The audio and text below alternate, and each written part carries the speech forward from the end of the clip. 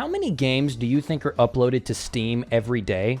I would give you a second to mull it over, but I'm just going to tell you. It's 40 to 50 games uploaded to Steam every single day. That's insane. Yeah, some of those games are just slop and some are smuttier than the books my wife reads, but there are also so many amazing games that are made by amazingly talented individuals. But with all of these games getting released every day, it's hard to sift through and find games that you would actually enjoy. That's where events like Steam Next Fest come in. A week-long event where developers of all kinds, small teams, medium teams, industry veterans, solo devs, they all release a build of their game to show the public what they've been making. I love this event so much. I have found countless diamonds in the rough through Steam Next Fest. And you know what? I think it's time that I did my part. I don't think I'll ever be fast enough to make a video while Next Fest is happening, but I did want to at least release some coverage. So I played a lot of demos. I know I barely scratched the surface of the fathoms deep ocean that is the demos available in this celebration, but I played a lot. And now I'm going to tell you all about all of the games I played and hopefully encourage you to wishlist a few of them and help these devs stick out in the Steam expanse. If at any point during the video I help you find your new indie game hyperfixation, show your support by hitting that like button and maybe even subscribing. You wouldn't believe how much of a difference that makes to a small channel like mine. And I'm also going to be providing feedback for every demo I play on the off chance I have any of the devs in the audience. But every demo's Steam page will be linked below in the description if you'd like a shortcut to the wish list. Some of these will be great, some of them will be less than great, but if everything else is said, let's go. This is my February 2025 Steam Next Fest recap.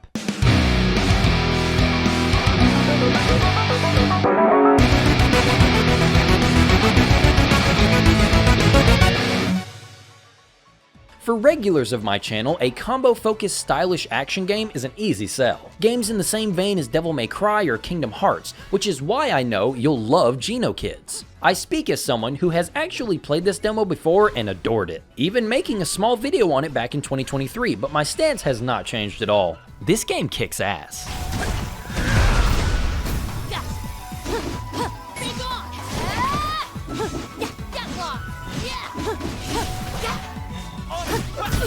As the titular Genokids, you'll use a variety of combos and special attacks to wipe the floor with enemies big and small. Similar to games that inspired it, the name of the game here is racking up as much style as you can while also dishing out the pain. As you attack enemies with your basic strikes, you'll build up your meter and you can unleash powerful special attacks. The biggest kicker is being able to swap to any of the 4 characters in the middle of any combo. We've only been able to play as red and blue, but green and yellow will be available in the full release, as well as some of the smoothest character action combat around. The demo also showcases some seamless platforming as well. It's fairly automated, but it also does its job well enough, breaking up these combat arenas with stimulating traversal. I was hoping to see more content in this demo that I didn't see when I played back in 2023, but I'm not going to rush the chefs when they're cooking. I also won't repeat myself too much from my previous video on Genokids. Instead, I'll link you to that video if you want to hear me go more in depth. This game still has a very high recommend from me. You need to wishlist Genokids.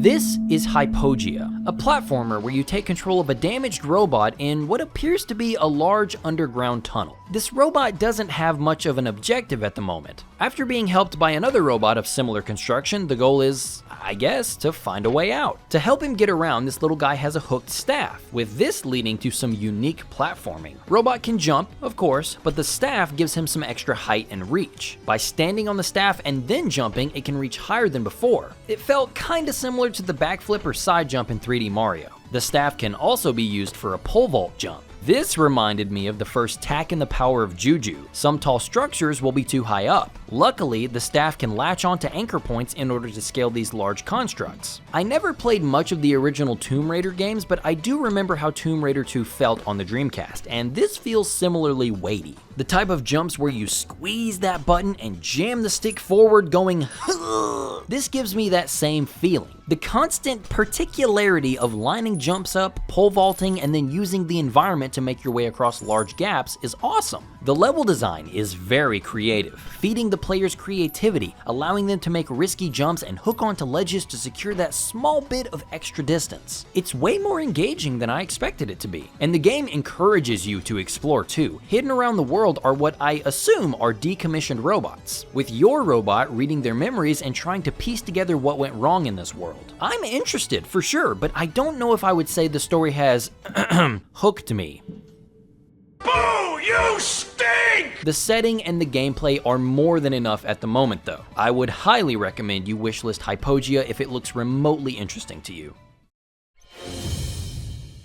If Hypogea didn't seem whimsical enough for you platforming nuts out there, maybe Ruffy and the Riverside will be more up your alley. I mean, the opening alone is a fucking slam dunk, with Ruffy and his friends trying to find a way to save themselves from a gruesome death via gravity. This cliffside chunk is falling towards the ground, and it's up to Ruffy and his swap ability to save the day. The main gimmick of Ruffy and the Riverside is that our bear protagonist child thing can grab a material or essence of most objects in the environment. For a limited time after that, he can store this and then throw it onto another object. This saves the critters from their fate as Ruffy swaps the water in the waterfall for some shrubbery, creating a way for everyone to climb to safety. The swap mechanic is not only a fun mechanic that lets you turn stone blocks into wood, allowing you to break them and get some coins, but also oodles of engaging puzzles. Like here, where I'm trying to get this star, but Ruffy can't swim, and there's no way to jump up to the tall platform. But thanks to the material swap, I can turn certain stone blocks in this formation into wood, and afterwards, I can grab lava from the conveniently placed volcano and turn this entire body of water into lava, burning those new wooden objects in such a way that it creates a staircase for me to get to the star. There are plenty of these incredibly fun puzzles to discover during the demo. As far as progression, you'll guide Ruffy through levels accessible through these doors that are so early to mid-2000s platformer, it hurts. Each level has objectives to complete, which reward stars that in turn power other doors in the hub. The mission structure feels like a trimmed down Banjo-Kazooie with how you have to find the challenges. I liked how bite-sized the levels felt. The barriers of the demo are certainly playing their part in trimming the play area, but I still have faith that these levels will stay at a digestible size. The hub area also has small challenges to find and stars to reward as well. Some of them were as simple as throwing paintings onto canvases, but some were as complicated as destroying an enemy in this 2D section on a wall with fire and then turning it back to water afterwards to collect a reward. And the visuals are also worth note. I love how the characters are all animated cutouts. They all look like stickers, but I also love how fluid the animations of Ruffy in particular are. And that's not to say that the 3D environments are slouches either. I have seen this game shown off several times on social media or whatever, and the art style and presentation were always something I was impressed by. But even if I was aware of this game's development, it never felt like something I needed to play. And I unfortunately still don't think this is a day one purchase for me, but this demo has really shown me the potential of this concept. If there's one thing I still need convincing on, it's the platforming. There was some, to be sure, and I'm also sure this was the beginning of the game and it was kept under-seasoned intentionally. But I want to be bought in with some challenging tasks. I want to see the swap mechanic and the platforming come together in interesting ways. I'm also curious if Ruffy will get any other platforming abilities. He just has a basic jump and a glide at the moment. I'm sure it will happen, I'm just very interested to see how it all gets fleshed out.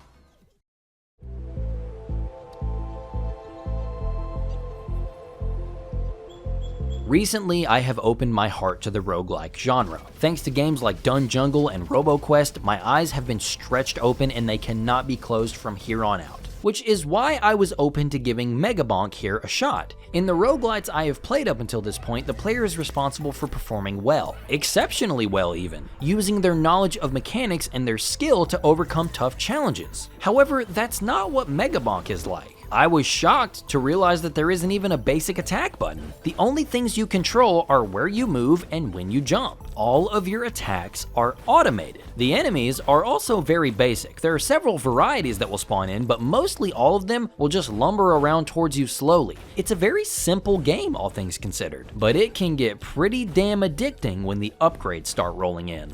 Happy Pride Month! Then that roguelike dopamine rush starts to hit you where you quickly start accumulating large, meaningful upgrades. Whoa! Now look at my attacks. I am melting these Mr. Bean heads as soon as they spawn. Oh Jeez! As you complete runs and gather currency, you can unlock different characters that start with unique weapons. I didn't play as much as I would have liked, honestly, because I had other demos to get to, but I really liked playing with Sir Uffy. The man's starting weapon is a simple sword slash. It was pretty small and came out about every second and a half. It wasn't bad, but it just needed to be better. I eventually started getting attack quantity upgrades that would have the slash hit more times when it comes out. And on top of this, I was getting upgrades that increased the size of the slash. And then I also found an extra weapon during the run, and it just stacks on your character. This bow and arrow will now fire off on its own schedule, and upgrades can offer to increase its stats instead of the swords. There are lots of things to find as you make your way around these procedurally generated arenas. Chests will obviously grant an upgrade, but you can also run into extra mini-bosses and even little totems that reward an upgrade if you can stay inside the bubble for a certain amount of time. Every run lasts 10 minutes. That's the maximum amount of time you have to find the boss. Everything beyond 10 minutes is overtime, where enemies will start spawning in faster and faster until you're overwhelmed. The furthest I got was with Mr. Uffy running a sword and bow combo. But I also had a great run with Fox where I got a bone weapon that hits enemies and then ricochets to nearby enemies. It really was a lot of fun. This game apparently took heavy inspiration from Vampire Survivors. I've definitely heard of it and I've seen gameplay, but it never seemed like my type of roguelite. But after trying Megabonk, maybe I was wrong. Either way, Megabonk gets a big thumbs up from me. Put this one on your wish list.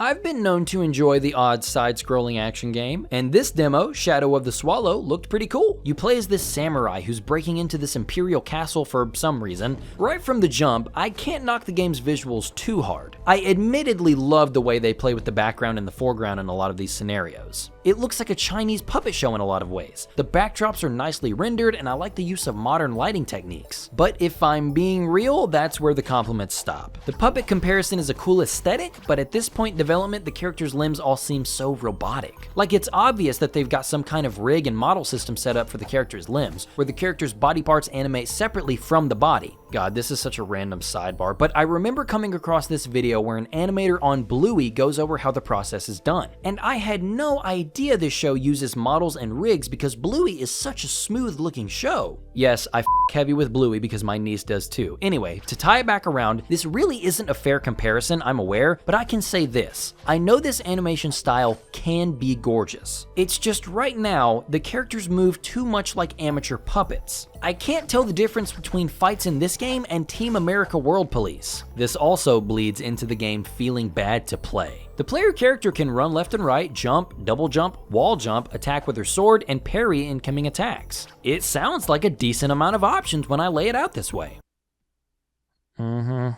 Jumping is something you have to commit to, and while this was true in Hypogea, it was kind of the entire point in that game. Here, it feels like a struggle. About 70% of the demo has you platforming inside these castles with narrow interiors and traps galore. And I couldn't get my PS5 controller working, so I had to play with the keyboard. These tight-ass wall jumps and wall kicks were awkward, but I doubt even having a controller would have made it better. This wall jump is about as precise as the Super Metroid wall jump, but way less rewarding. And by that, I mean it's mandatory for progression. Probably my biggest complaint is how repetitive the level design is. You enter the castle, fight some guards, go into a building within the walls, and congrats, you've seen the whole demo. Only you still have 30 minutes left to play. These interior sections are shamelessly copy and pasted. Yes, some of the traps are put in different orders, and there may be small extra challenges that were added to one, but they're basically the same thing. Same stiff jumps, same awkward traps, same terrible enemy encounters. Combat is also really dull here, and it's mostly the enemy's fault. They don't have any unique reactions or attacks. Their only response to you is attack. No blocking, no dodging, no nothing. So what's the solution? Well, you have two. You can either get close to them and spam your attack button, which will kill them eventually. It's just a matter of time. Or you can get close to them, wait for them to strike you, and then parry and counterattack for an instant kill. There are shield enemies that will block some of your attacks, but they can be parried all the same, except you have to do do it twice before they fall down. It's the same exchange though, and don't worry about the damage you take during the fight. Your health is restored after beating an enemy. It doesn't matter that you only fought one fight. The deity looking down upon you uses a full restore on you no matter what. Oh, there is a stealth system too. If you sneak up on enemies, you can instantly take them out. There are even opportunities to hide in the background to avoid enemies. Or you can jump behind the curtain to make the enemy that already saw you completely forget about you. Yes, you can do this as many times as you want. Even enemies that you've been fighting already will be completely under the mercy of their crippling object permanence deficiency. The boss of the demo isn't above any of this, by the way. When you damage him enough, he jumps away and spawns two of the same enemy, with him eventually bringing in every level of enemy in the game. But they all go down the same exact way every single time. It's worth mentioning that I didn't find anything technically wrong with Shadow of the Swallow. Nothing felt broken, only severely underdeveloped. So hopefully, all of this will be ironed out by time it releases. If you have faith in the team's ability to shape this game up, feel free to wishlist, but if I'm going to, they have to stop the archers from sniping me right when I walk through the door. Knock it the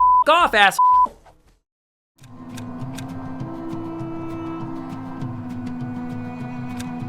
In Dunecrawl, up to 4 friends will mount up and take their giant crab fortress across the desert wasteland. You'll hunt for treasure and combat enemies. I'm sorry if I'm not selling this introduction super hard. Unfortunately, Dunecrawl didn't make the best first impression on us. It was fun. I should clarify, the process of coordinating with my squad to take aim and fire on enemy crabs was awesome. Even mounting the enemy fortress and taking it over from within. That would be fun to do solo, but with 4 people, it's just so sick. 2 things hold this demo back for me. The biggest one was technical performance. Again, I can't speak for the solo experience, but playing this with 4 players from start to finish was wildly unpredictable. My friends were constantly saying that they couldn't see me, our characters were all different colors on each other's screen, so it was tough to tell who you were fighting alongside. Yeah, it's saying Ross is all the way like at the beginning of the map for me. I'm right here with you guys. Oh, now I see you. With the scatter shot? I see No, everybody. this is me.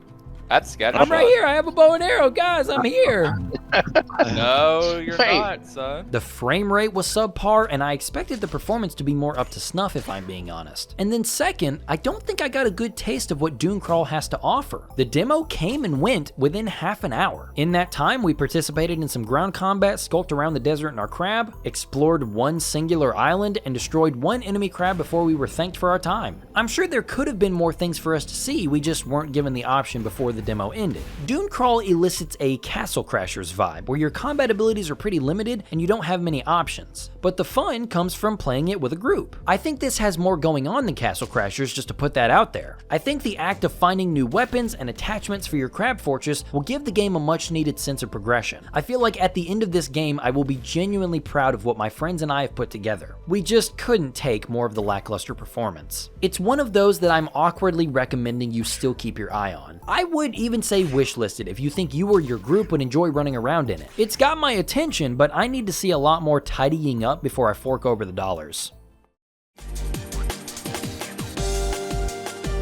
Yeesh, this one won't take long. This is Lunar Drifter. It's an arcade arena shooter where you choose between 2 characters and then you see how much carnage you can cause before the timer runs out. There are 2 maps to choose from, and your only objective is to kill enemies and rack up as many points as you can. Enemies will infinitely spawn, and you can grab time extender power-ups that are placed around the map to do what? Make your dick bigger, of course. No, they extend the f***ing time limit. Chris is labeled as the precision fighter. She's equipped with a revolver and an SMG. The revolver was good at securing headshots no matter how far away the target was, but the SMG was kinda weak if you ask me. It felt like it took an entire clip to take a single enemy down, and then its reload time just took too long. The revolver was definitely the best weapon Chris had. Mary is the destruction carrier? Interesting title. She's equipped with a sniper rifle and auto pistol, which makes it very interesting that she wasn't the precision fighter, but okay, anyway. The auto pistol kind of falls into the same category as the SMG for me. It did seem slightly faster on the reload, so it gets points for that. I loved her sniper though. You have to pull the slide after every shot, and when she reloads, we see how much of a jelly-boned reptile monster she is. Oh my god, okay. But these shots kill no matter where you hit them. It's always instant, and I found out that if you stay scoped in and let this gauge fully charged, the sniper will fire explosive rounds. This was awesome to see, and wiping out clusters of enemies with one shot will never get old. But yeah, that's really it. The demo only has free play as an option, so that leads me to believe that a story mode might be coming at a later date. The visuals are rough and the anime girl aesthetic kind of clash with the realistic army men and guns, but I didn't hate this. It scratched my boomer shooter itch more than I expected, so I'm cautiously putting this one on my wish list.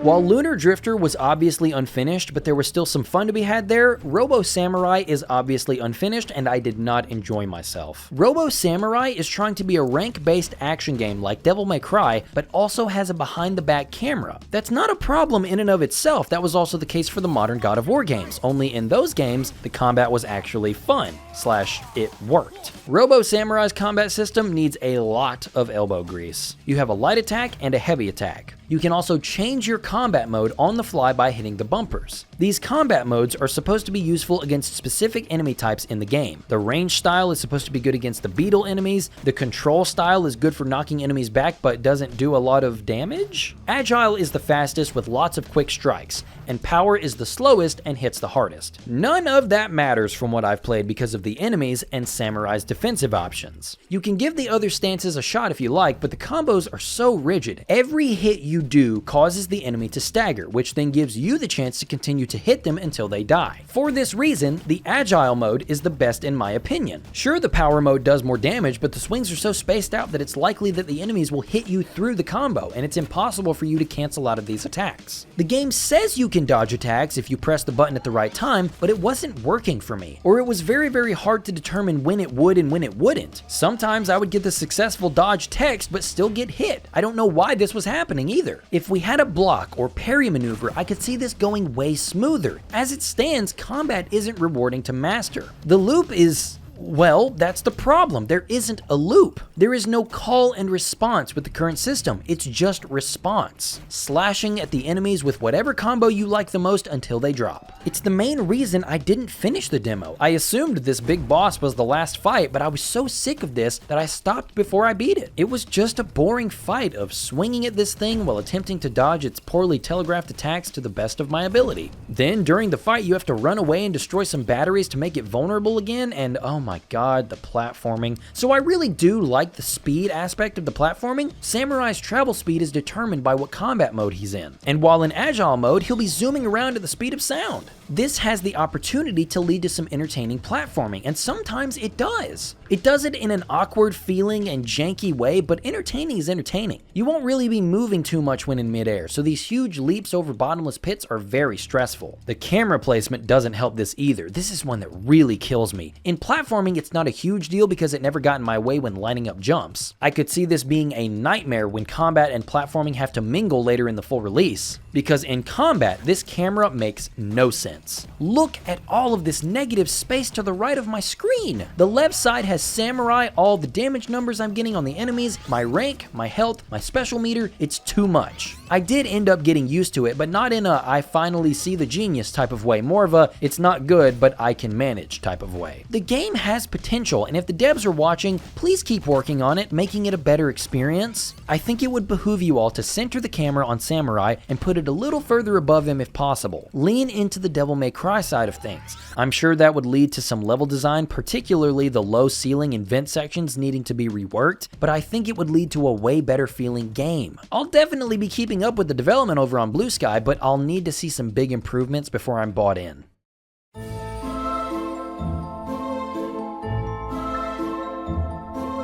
When Lethal Company came out, it really opened people's eyes to these co-op horror exploration games. Not to say they didn't exist, but the mainstream hadn't really accepted them by this point. Now we have more than a few of them, and the formula is always consistently fun, at least from what I've played. And now we have an interesting spin on this formula. Cursed Companions was one of my standouts from this Next Fest. So you know how a big part of why these games are so entertaining is their proximity chat, yeah? You all mute and deafen in Discord and in turn speak through your characters. It's probably my favorite aspect of these games. Well, Cursed Companions takes that to the next level and makes your voice how you interact with the world. You and your friends are all these little Unity default capsules, but you're also wizards. Wizards that are trying to collect loot and appease this goddess in a plea for her to spare of your lives. There are traps everywhere, however, leaving you to cast spells to get around these traps. There are spell books that have phrases which will activate and deactivate things in the environment. You have to read these spell books and find out what phrase will pacify this monster or deactivate this trap. So the arrow trap...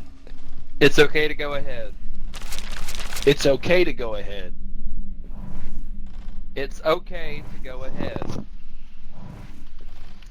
It's okay to go. The best part of this, however, is that it makes your friends look like total jackasses. The spells don't stop with the multitude of environmental hazards either. They also power items you find. Healing staffs to heal your wizard mates' injuries, and it's surprisingly specific. Let me put my glove on. No, it's let me put on my, and then that word. Let me put on my glove. With an S. Let me put on my gloves. Beautiful. The healing staff also only has so many uses, so you have to be careful with who says what words and where the user is pointing it at. Okay, now, somebody, free hugs. Damn it! Stand still! There are also phrases to turn on your torches for light sources. But the funny thing is, if your friends say the words, it will activate the item even if you're holding it. What's a sparkle? Barbecue time? Extra crispy? It's getting hot Extra in here. crispy.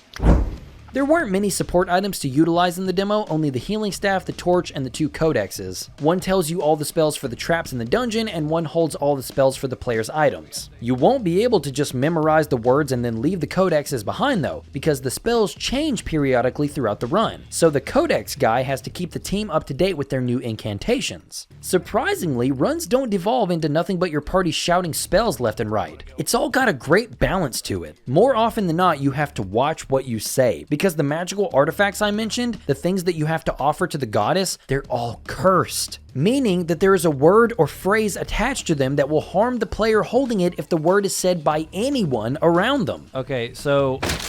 Damn it! So you can't say the word...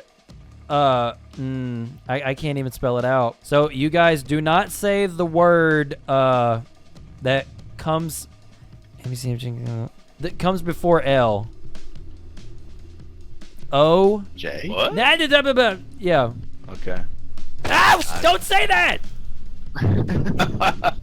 Okay. Damn it! Son of a bitch. A-L-L space R. Oh, okay. No! This is stupid.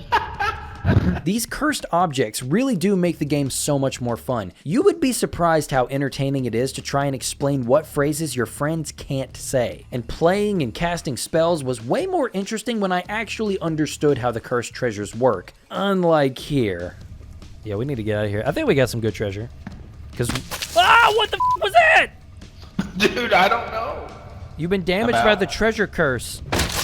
Oh my god, oh I'm gonna die. But what would one of these games be without monsters? There aren't too many from what we encountered, but they're all to be taken seriously. They are definitely dangerous, and they are 100% terrifying.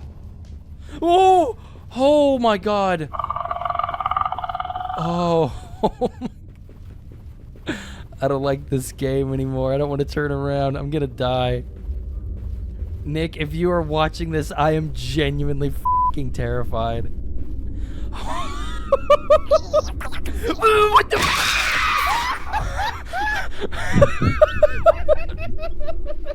The only thing I can think of as far as actual criticism goes are the visuals. The environments all look generally good. I think the art style does a lot of the heavy lifting. I think the character animation is where I would like to see some improvements. And also some visual indication for the characters talking would be nice. Repo really did raise the bar there, huh? But my group is so excited to jump back into Cursed Companions when it releases, and I think you should be too. Put this one on the wish list.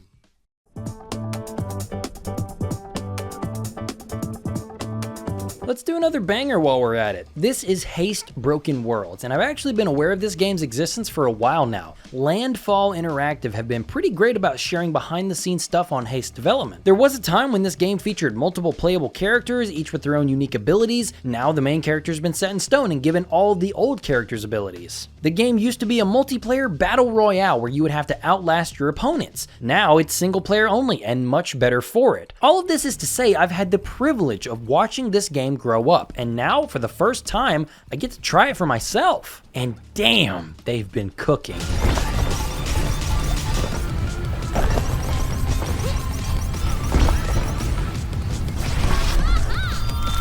This game makes an exceptional first impression. It throws you into a small cinematic, which are beautifully drawn by the way, but our heroine, Zoe, asks what's going on, with the other character saying, "I'll tell you later, just run and leap." They know exactly what they're doing. And then you get thrown into one of the most intuitive tutorials I've ever seen. The goal is to fall at the right moment, making Zoe hit slopes as she descends. This will have her gain more and more speed, which is the name of the game. As she lands on slopes, she gains energy, and this energy can be used to bring out her hoverboard for a moment. This will give her a small boost of speed, as well as carry her a little farther in the air. Haste is all about racing through these crumbling dimensions before the decay catches up to you. These linear levels have lots of paths that lead to the end of the stage owing to how wide they are. I don't know if these levels are randomly generated, but either way, they're fantastic. Eventually, more and more obstacles will start showing up. Lasers, more dead ends that will see you smacking into walls, just more dangerous level design overall. It becomes legitimately challenging to not only keep high speeds, but also survive. I'm a Sonic the Hedgehog fan if you weren't aware, and Haste gives me major Boost era Sonic vibes. I mean, just look at that running animation whenever she starts up. And I'm not referring to colors or generations. I'm talking Unleashed. Similar to daytime Sonic stages, reaction times have to be on point here, and I love that. And it also means there's no werehog stages to break up the fast-paced action. Zoe is the alpha now, you fluffy bitch. How's that recompiled port, by the way? I should look into that sometime. You simply go from level to level in this stage select menu. You pick your path, looking ahead to see what bonuses or dangers the stages have. There are even shops that you can take detours to for some small boost to your abilities. And at the end of the demo, you take on a boss. There's still no attack button or anything, you simply have to run into the boss as they're throwing everything they have at you. It's exhilarating and a great way of capping off this demo. And you also have the blood-pumping soundtrack in your ear. Man, I am so hyped for Haste after playing this demo. I highly recommend you put this on your wish list. The iteration the team has gone through has paid off and then some. Haste Broken Worlds will be the roguelite boost Sonic game we've never gotten, and I can't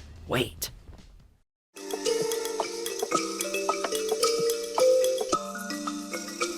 So I didn't actually get to experience this demo. Every time I tried to get into the game, it froze and kicked me out. Why are you even talking about it then, you might be thinking? Well, it's mostly because I'm a fan of the kind of game this is advertised to be. Myrmidon is a co-op puzzle platformer where one person plays as Geppetto manipulating the environment, while the other player plays as a traditionally small version of Pinocchio. Seriously, he's so little in this interpretation. I would prefer this to the, alternative though. Father, when can I leave to be on my own?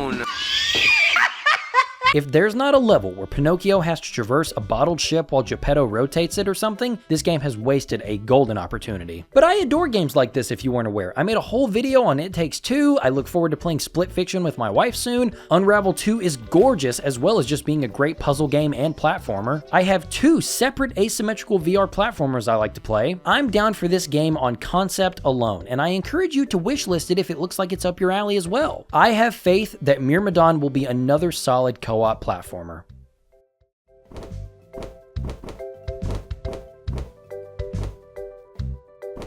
This is an interesting case. I don't think I've played a game quite like this, and I'm not gonna lie, I didn't hate it. This is Mischief, a couch co-op party game where up to 4 players take control of funny mouse critters to save their neighborhood from evil, I guess. I really didn't pay attention to the narrative, and I don't think you have to. The main draw of Mischief is the simple yet entertaining gameplay. From the trailers, I got the impression that this was a party game, like a Mario Party or something of the sort, and I guess it has the same feeling. It is a party game where you play with 3 other friends and it's not too serious. But I was surprised to see that this is a boss rush, similar to something like Cuphead. You go around the neighborhood, whether it's on foot or you're riding these cute little Tonka trucks.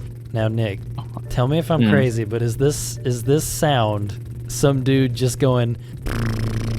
I think that's exactly what it is. You'll find these events, activate them, and now you're fighting a boss with a unique stage, multiple phases, and a very particular way in which you fight them. There are several weapons lying around that you can use, something like a crayon or a vine whip. You can move around, jump, and attack. You can charge the attack, but that's it as far as moves go. The weapon you get has some effect on what your attack is like, but not much. These boss fights are more about avoiding danger at all costs and taking advantage of the boss's downtime to charge your attack and then pop off with a big attack at the right time. The bosses themselves are entertaining. The first was a collection of sandbox toys, which wasn't too hard. It was mostly a tutorial fight, I feel. Next is a battle with Avogardo, the Garden Guardian. This is a mole, and the whole gimmick is that players will have to use the flowers on both sides of the arena to chase him as he digs between the two sides. But the second phase sees his brother, the Conqueror Freckle, being added to the fight. And once one of them is taken down, the other one becomes enraged, and the last one is a f***ing hot dog. He has 3 health bars representing ketchup, mustard, and mayonnaise. There are bottles of the stuff all over the arena, and each of the bars have to be taken out to win. Listen, I thought this game was creative and just engaging enough to be fun. Personally, I put this one on my wish list, but there are some people in this world, like the guys I was playing with, who thought this was lame. I would love to play this when it releases just for how wacky it is. You can get a lot of points with me for being wacky.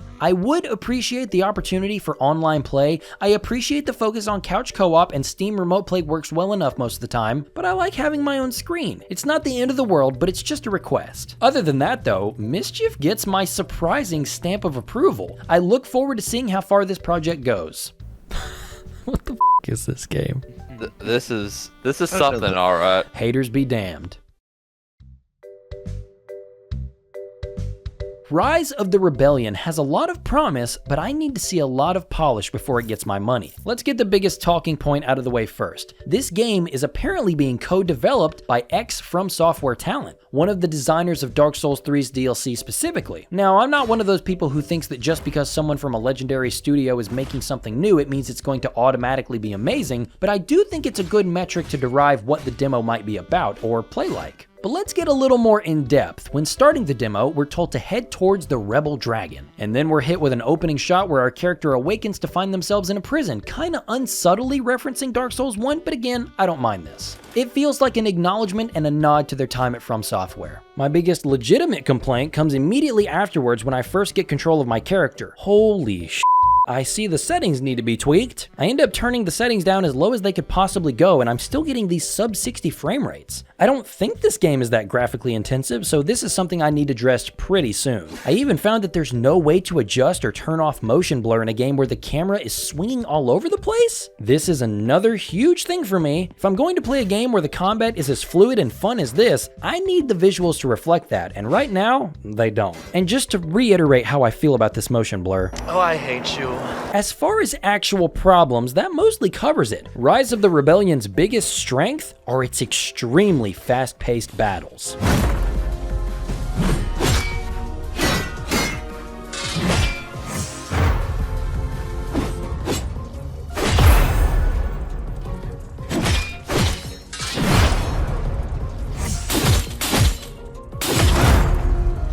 The trailers revealed that other weapons will be available in the full game, but as far as this vertical slice is concerned, the player is stuck with the sword and shield. But that's not a bad thing. As you can see, thanks to the annoying HUD that's super glued onto the screen for the whole damn demo, I pray this tacky shit is gone next time, but yeah, we have a light attack and a heavy attack that can be interspliced with each other to get different combos. My typical problem with setting combos up this way is that I can never remember what the actual pros and cons of the specific combos for square, square, square, triangle versus square, triangle, square, square are. It just becomes too much for me to remember, but it's really not much of an issue here anyway. I also don't feel like it's the point. The game's combat system revolves around watching enemy telegraphs and dodging at the right time when a red flash is being thrown out, jumping over attacks when a blue attack is coming, and parrying at the right time when a white flash appears. These all reward an opportunity to land a meaty counterattack, and this all also makes the combat very fast and interactive. The first thing I'm looking for when I play an action game, because now that the player has so many answers for the enemy's attacks, they'll never be just sitting around attacking aimlessly or constantly dodging. It's the reason I love Sekiro so much. The player is always engaged, not watching cool stuff happen, but actively participating in the cool stuff. You also have access to these magical tail attacks. As you strike enemies, the bar fills up and you can unleash this blue blast thing. I think this could have been explained a bit more thoroughly. I had to figure out later that when an enemy's posture is about to break, you can hit them with this attack and a large spike will sprout up. If you break the spike with some physical attacks, the enemy will take massive damage. It's neat for boss fights to get some major damage off on them, but for the common enemies, I just use the attack and I think it stuns them, or it fatigues them, or something?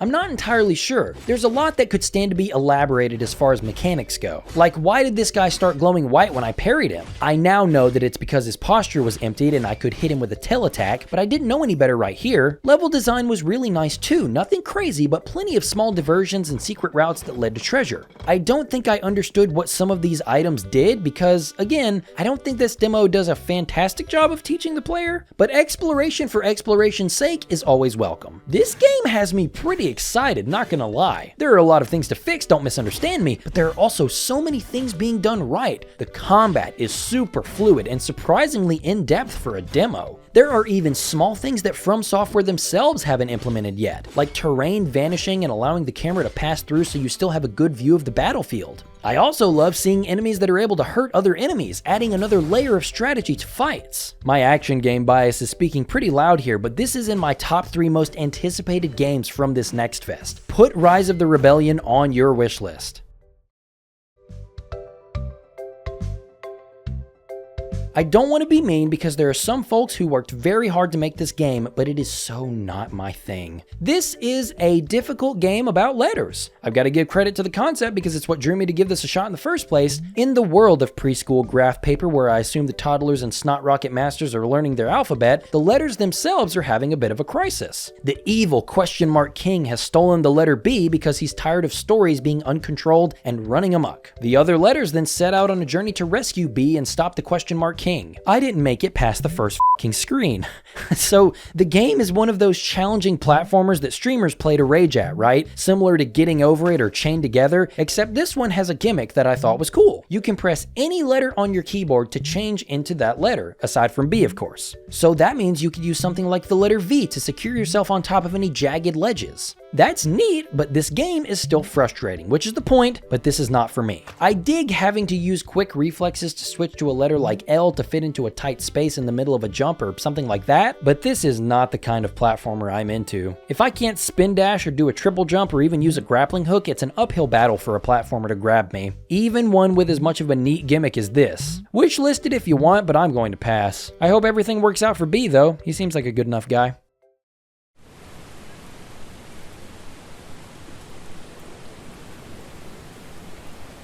Alright, let's knock this one out too. Keeping up with the trend of rage-inducing platformers, Miku May I Keep Up struck me as a bit of a unique case. This game marketed itself as a cerebral exploration of the human mind and loss. It stands as a testament to a love that once existed, tainted by the rules it was built upon, bound to fail from the very day it began. It's got some heavy bars in there. As one player, you control both what I assume is the physical representation of Miku and what I assume is the metaphorical representation of the creator. They are both bound by a tether. They can both run and jump, and you can swap control from one to the other. But using the right trigger, the active character can pull the other one to them. So you're basically trying to play Chained Together, except with the controller plugged into the player 2 slot, and you're constantly swapping between both the player 1 and the player 2 characters. As you could imagine, this leads to very herky-jerk platforming, where it's hard to judge the distance you need to clear for these jumps. The other character also stands there like an idiot and doesn't help at all. And when you fail, you don't just restart where you were, you fall down into this ankle-high ocean and have to slowly and awkwardly, while still dragging the other character, walk into this sun object to reset. It's just an exhausting experience to me. Again, not my kind of game. If it sounds like something you think you'd enjoy, be my guest. I need to talk about a good game, dear God.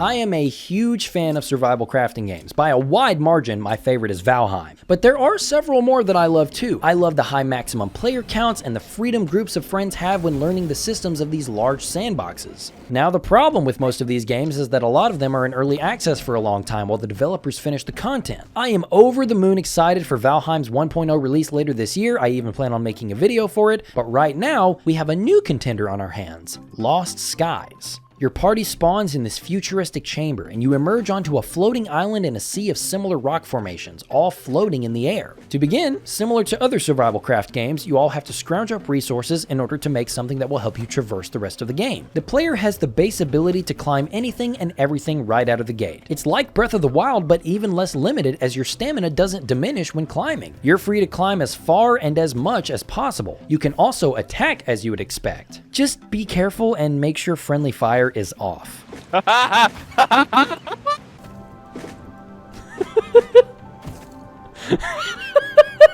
After gathering enough resources, you can all make gliders, and the Zelda influence becomes crystal clear. The glider is an essential aspect of traversing the islands. Similar to Nintendo's franchise, the combination of gliding and climbing becomes outright therapeutic when running around collecting resources and exploring. But as if that wasn't enough, Lost Skies takes it a step further, giving you access to a ridiculously functional grappling hook. This thing offers some of the most unbridled freedom when compared to other similar mechanics. You can sink it into any surface in the game and still stay connected even when you make contact with the ground. Using other inputs, you can reel yourself in as well as distance yourself from the anchor as well. And then there's the actual aspect of swinging. The way this world is set up is incredible. The floating islands have small floating rocks that act as small anchor points, making a path that will guide you over the open sky and back to the major islands of the demo. Swinging through the open sky is truly my favorite part of this whole thing. This team has cracked the code on grappling hook movement. And that's not even mentioning the puzzles and auxiliary uses the grappling hooks have.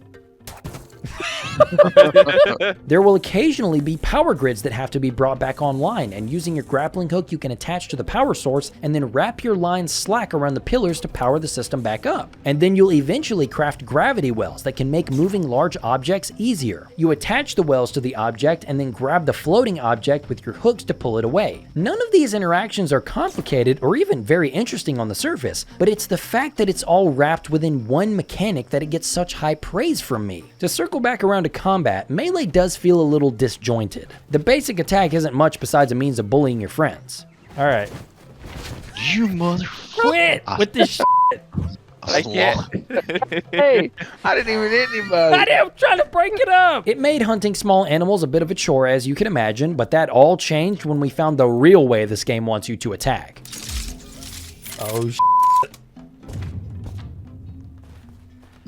What are we gonna do? Firearms are the big combat tool here. You can attack with the energy buzzsaw boomerang that you craft for harvesting trees, but guns are the main damage dealers. After crafting the appropriate ammo, you'll mostly be fighting stationary robots and turrets. There's even a spawner enemy type that has to have its weak point targeted. It's not super interesting, and I'm curious to see how the full game expands on enemies and combat itself. We did have the unpleasant experience of being invaded during the demo period. I could say it was because the demo didn't have private servers available, but that would be false. I'm just an idiot who forgot to set the lobby to private. But anyway, we had a few guys come in and start f***ing with us.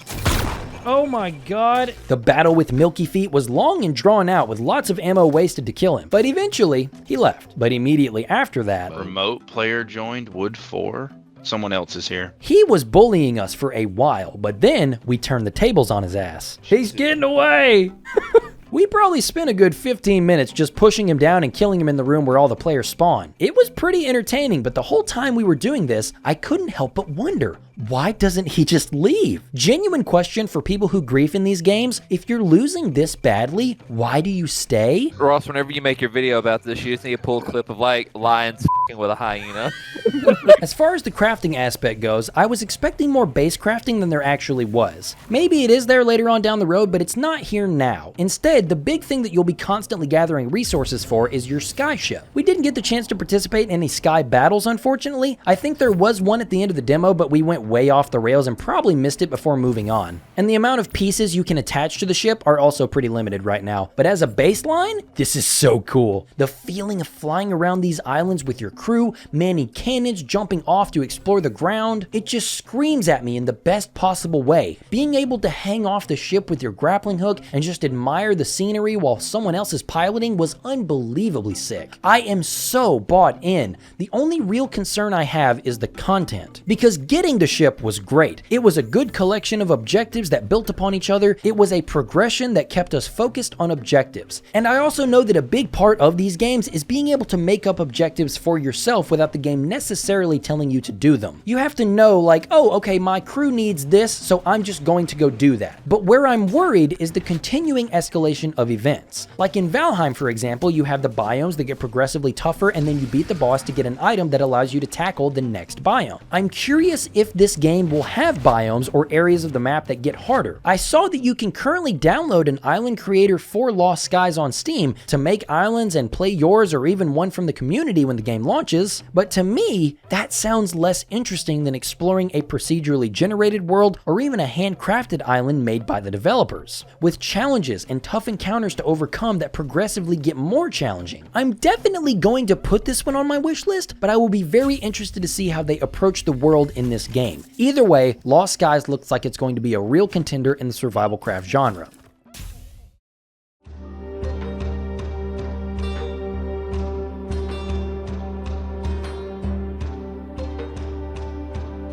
This is Imperium, and we didn't spend a lot of time here to be upfront, and the reason is, it's zombies. Yeah, round-based Call of Duty zombies. The main difference here is that you have medieval weapons and magic instead of firearms. Striking enemies with melee weapons feels surprisingly good. There's a lot of great hit stop applied to the animations, and the zombies can even be decapitated for that extra crunch. I'm sure you know how this goes, but as you kill enemies and repair the barriers, you'll earn points to buy things. Maybe that's a new weapon on the wall or a new path to travel through. Nick and I had a good time wrecking house for a minute. Nick went for a magic build. I went for a melee build.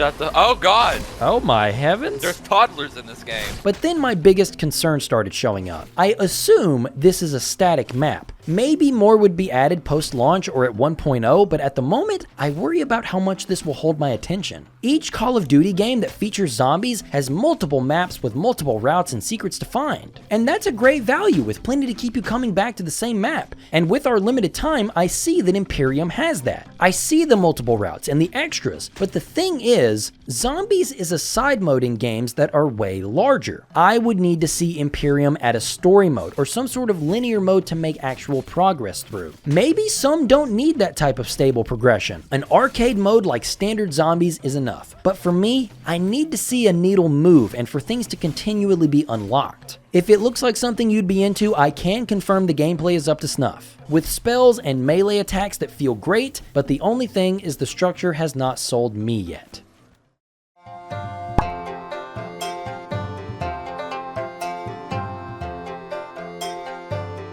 I have never been into cooking games. It's what I currently do for a day job, so the thought of using my free time to play a game where I do that doesn't exactly sound like my kind of Saturday night. But that's before I played SEDAP. Like a well-oiled machine, bitch! We didn't get 3 stars! We might with the bonuses. Hold on.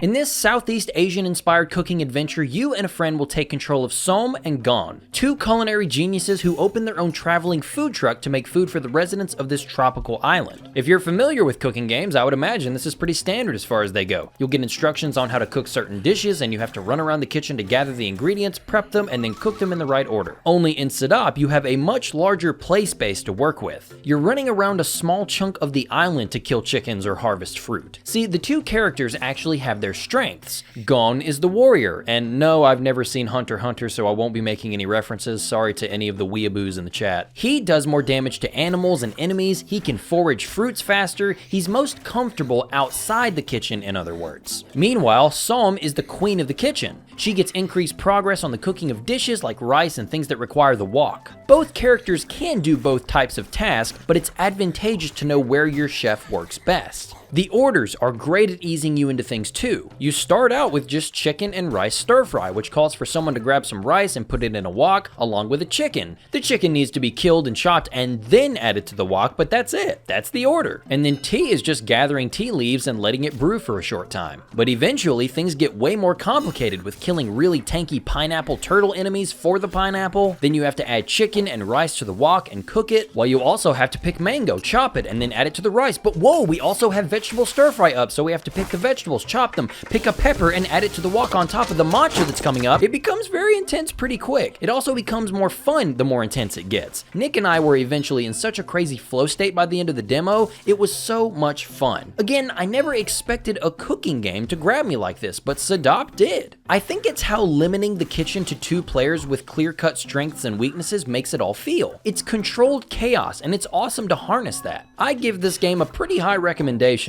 I think the demo is still available if you and a friend want to give it a go. Definitely put it on the wish list one way or the other.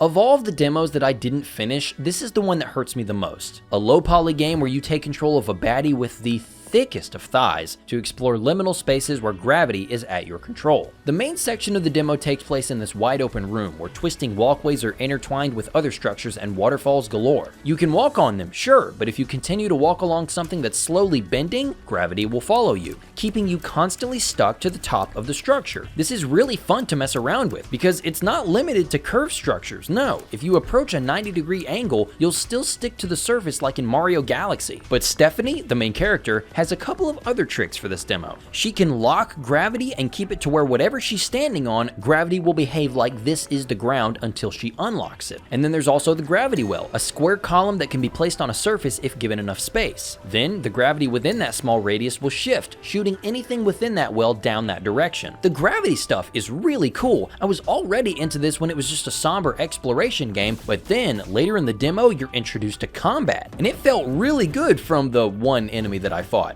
Being told how to dodge every time might get a little old, but I'm not willing to judge an entire combat system based on the first enemy type you come across. So let me get into why I didn't finish this demo. Simply put, I got stuck. I couldn't figure out where to go next. Looking back on my footage, it was totally a me problem. The room that stumped me was the one where I was learning the gravity well. There was a golden block that was obviously meant to be moved by the power, but I just gave up for some reason before thinking to put the well on the ceiling or somewhere else. Maybe I was hungry for more exploration, but yeah, I saw a few more things like these eye enemies that can't be killed and also you can't dodge their attacks. It's very possible I would have found an ability to take care of these guys, but for the moment, as much as I realize it's on me as the dumb player, I think this demo could have benefited from a little more direction. Unless an intentional part of the demo is the player getting lost and then having the eureka moment when they come across what they were looking for, I think a map or a compass or maybe even something diegetic like an ability that makes a trail of gravity flow in the direction for the player's next objective would be greatly appreciated. Whether that be a la Ghost of Tsushima and the wind system or something more akin to a map that you can pull up with your accurate positioning and any points of interest showing up too. I really do apologize to the dev for being an idiot on this one. I'm so upset that I didn't get to taste the music-based combat system.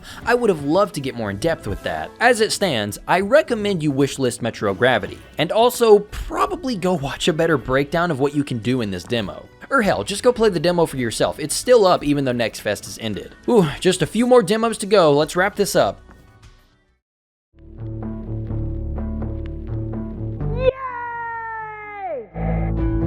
Next up, we have the demo for Skin Deep, an immersive sim much akin to the Dishonored games or Baldur's Gate 3. Yes, I will die on that hill. You take control of Nina Pasadena, an insurance rep in space who is having a really interesting day. Space pirates have invaded the corporation ship in order to kill Nina, and it's up to you to come up with creative ways to take out the space pirates and also rescue the crew who happen to be cats.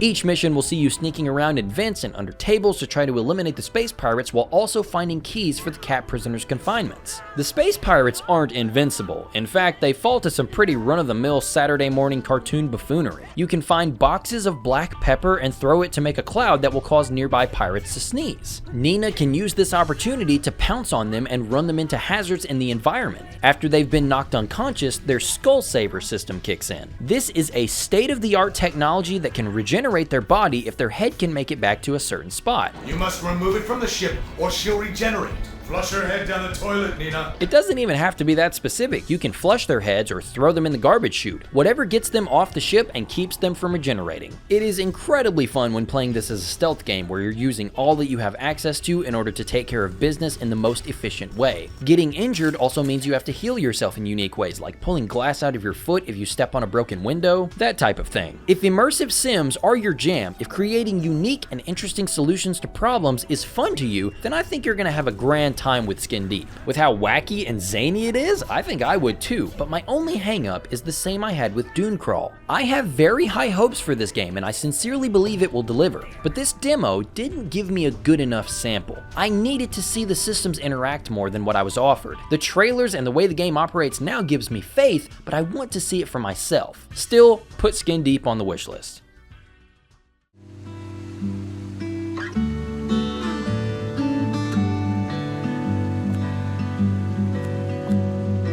Okay, I don't want to overhype this game to you, but I think this was my personal hidden gem for this next fest. As I was playing the last batch of demos, I took a break to use the bathroom. While sitting there scrolling TikTok, fighting for my life on the toilet, I came across this video. This is my indie music RPG Fretless. It's a game I've been working on for like 8 years now, and you can see it's gone through a lot of iterations. Instead of swords and shields, you do musical combat with acoustic guitars and 8-string guitars, and you can mod your instruments and collect guitar pedals. There's a new demo on Steam you can play right now if you want to check it out. Thanks so much, hope you have a great day.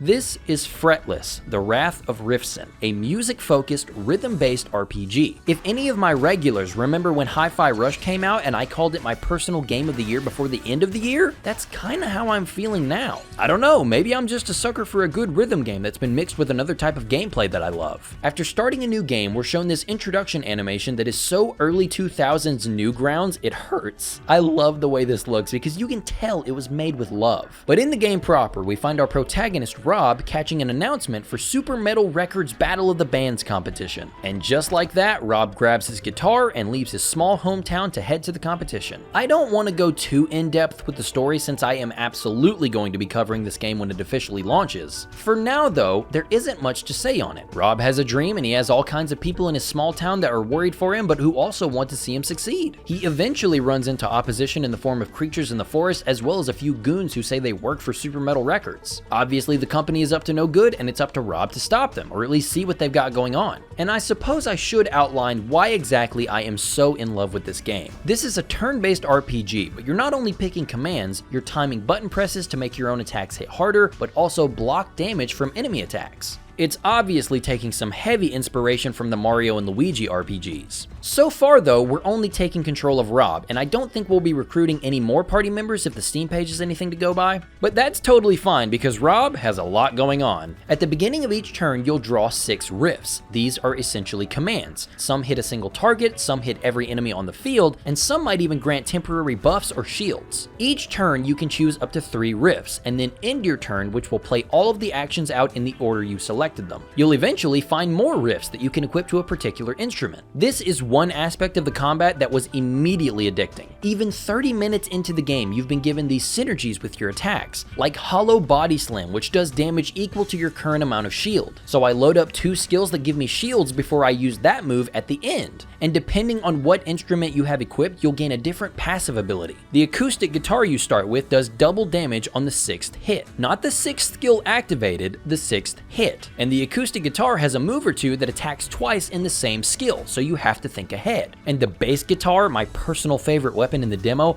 has the slap meter. Most of the bass's skills will add points to the slap meter, and slap resets at the end if you have 10 or more slap. And then we have certain moves like Power Slap, which targets one enemy for 5 times your current slap count. It feels incredible to be able to space the correct attacks out and make these huge plays on bosses. Ugh, it's so f***ing good, guys! The few that we get access to in the demo make such a great first impression and get me so hyped for the full game. There's even an optional boss that you don't have to fight, but if you do, it's incredible. You get a chance to also see the crescendo mechanic. It's essentially a limit break. After you use riffs, you'll build it up and you can use it to unleash a nasty solo that does big damage. The music is also another reason I'm so nuts about this game. I just want you to take a listen to this boss's introduction.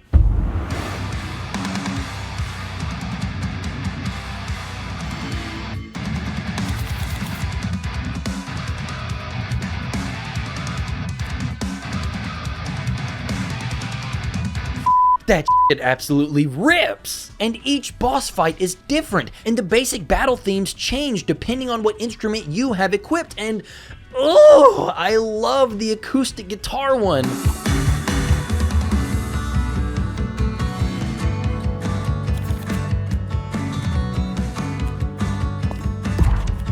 Each riff has its own, well, riff that plays when being performed.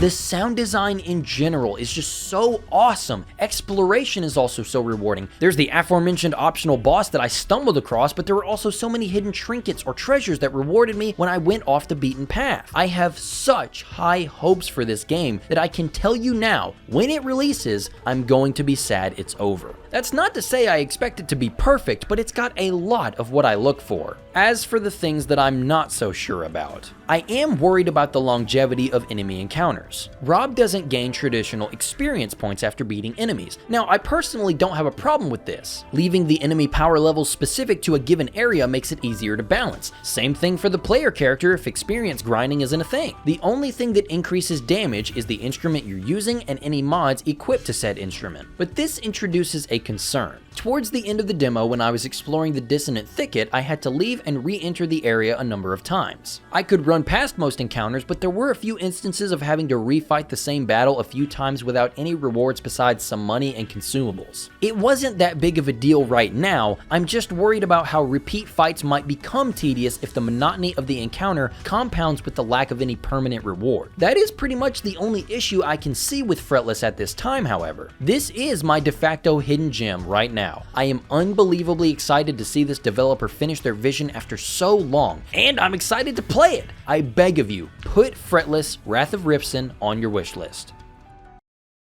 That will wrap up my coverage of the February 2025 Steam Next Fest. I think we covered a decent amount of demos. Thank you to all of the devs who put their heart and soul into these games. And also thank you to the devs who sent me all these art assets to use in the thumbnail. Megabonk, RoboSamurai, Genokids, Fretless, none of them had to respond to me, but they did. Thank you all so much. Let me know if there are any demos that I missed or any demos that I should play as soon as possible. Also, let me know if you'd like to see me do this again for any subsequent Next Fests. I had a really good time and I love putting demos in front of people and highlighting indie devs. It's one of my favorite aspects of this whole gig. If you want to stay up to date with me and everything we do here, please use the links in the description to check out our community Discord server. We casually discuss all kinds of topics in there and are still trying to find people to participate in some game nights. And if you'd like to show support in other ways, I would really appreciate it if you took a look at my Patreon. You can join my $10 supporters White Ghost 117 and NikkiKun99 to gain access to ad-free and uncensored versions of my videos, as well as Patreon exclusive videos. I would greatly appreciate your support if you'd like to offer it. But anyway,